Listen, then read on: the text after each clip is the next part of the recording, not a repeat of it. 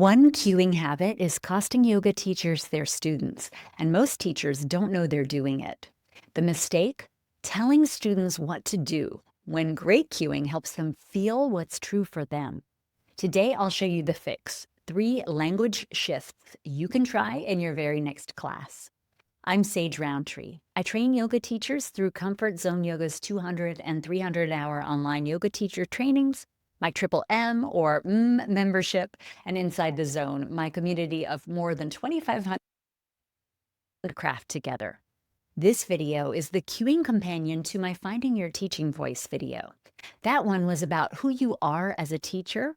This one is about how you say it, because authentic voice with cluttered cueing still loses students. Here's what the mistake actually sounds like. Picture a student in your class. Her foot landed where it needed to, her hips found a steadiness, her breath dropped, her breath slowed, and then your voice arrives with, now make sure your front knee is stacked over your ankle, your back foot is at a 45-degree angle, your hips are squared toward the front of the mat, your shoulders are over your hips, your tailbone is reaching down, and your crown is reaching up. She heard one of those. She isn't a bad student. She's a student whose body already knew. And now her brain is busy translating 6 instructions into action she had already taken. The shape gets tighter. The breath gets more shallow. Her felt experience leaves the room. That is the mistake. Over-cueing the position, under-cueing the feeling.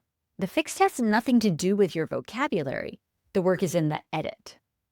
In Teaching Yoga Beyond the Poses Volume 2, I wrote, and I'll quote it directly, students like authentic teachers offering simple, personally resonant, yet profound lessons. Simple, personally resonant, profound. None of those words are thorough. None of them are comprehensive. They're about the student, not your script. This is the mistake costing you students. And here's the pushback I hear from teachers. But Sage, I'm trying to be specific. I'm trying to keep them safe. I'm trying to be thorough. I hear you, and I want to gently push back. Specificity is not the same as verbosity. Safety is not the same as more words. The most precise cue you can offer is the one the student can actually take in. When you over-cue, 3 things happen, and none of them are good for retention. 1, students stop trusting their own bodies because your voice seems to have more authority than their experience. 2, they stop coming back because the class felt like a checklist they couldn't keep up with. 3, they leave thinking yoga isn't for them, when really the cueing wasn't for them. Students aren't leaving because they don't like you. They're leaving because they couldn't hear you. Here's what to say instead, 3 shifts. Try each one this week or in your next class. Shift number 1, edit before you cue. Great cueing is editing. 1 sentence that lands beats 3 that drift past. I built an Instagram carousel about this called OK Cueing versus Great Cueing, and the through line is the same every time. Cut the words that aren't doing work. Hear the difference side by side. OK cue. Place your right foot forward at the top of your mat and ground through all the 4 corners of your feet, rooting down through your heel and the ball of your big toe. Great cue, right foot forward. Feel your foundation. Same shape, half the words, twice the room for the student to feel. The edit isn't to be terse. It's to show you trust the student's body to know what your sentence is asking for. Shift 2. Cue the feeling, not just the position. The shape is the syllabus. The feeling is the lesson. If your cue only describes position, you've handed the student a homework assignment instead of a practice. Compare these. Position only. Square your hips toward the front of the mat. Feeling and position together. Notice where your hips want to go and find a steadiness there. Position only. Bring your hands to prayer position at your heart center. Feeling and position together.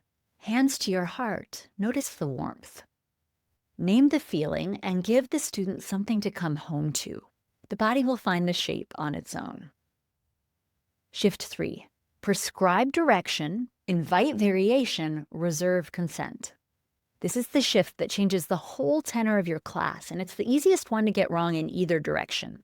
Lean too directive, and your cueing reads as drill sergeant. Lean too soft, and every cue starts with when you're ready, until those words mean nothing, including in the moments students actually need them. We tell our students, you are the expert on you. Honoring that isn't just a nice thing to say, it's a real discipline. 3 things are happening inside any cue. Direction, which way the body is moving. Variation, how deep, how wide, what shape today. And consent, whether to enter this shape at all. Each one calls for a different kind of language. Direction gets a clear prescription. Right foot forward, forward fold, hands to your heart. The body knows what to do with a direct verb. Softening directional cues with when you're ready just seems tentative. Your students know you mean in the next breath or two. Now, variation gets an invitation.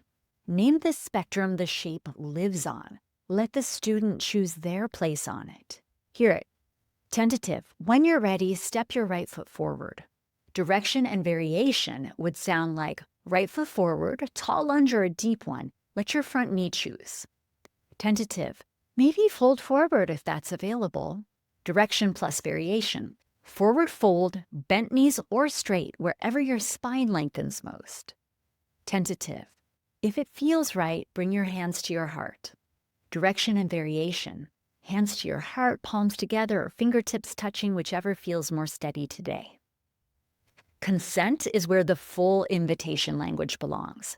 When you're ready, if that's available today, skip this one if it's not for you. Save this for the moments that genuinely call for it. Closing the eyes, taking a deep hip opener, a bound shape, a hands-on assist, always with consent, a breath retention, anything that might land differently in a body with history. If you'd like, close your eyes or keep a soft gaze toward the floor. When you're ready for it, if you feel ready for it, deepen the twist or stay exactly where you are. Take the breath retention if it feels supportive and interesting today, skip it if it doesn't. Those phrases can land because you don't use them on every single cue. The room hears that this one is different.